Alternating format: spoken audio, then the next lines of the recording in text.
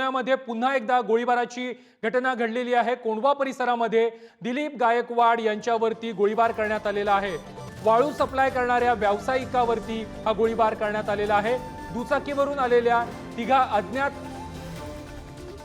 जणांनी ही फायरिंग केलेली आहे। फायरिंग मध्ये एक जण गंभीर जखमी झालेला आहे। घटनास्थळावरती सध्या पोलीस दाखल झालेले आहेत आणि दोघांना ताब्यात देखील घेण्यात आलेलं आहे। या संदर्भात अधिक माहिती देत आहेत आमचे प्रतिनिधी बालाजी पोद्दार। बालाजी, पुण्यामध्ये नेमकं घडतंय काय? रोज एक घटना गुन्हेगारीची समोर येते, आज देखील पुन्हा एकदा गोळीबाराचा थरार पाहायला मिळालाय।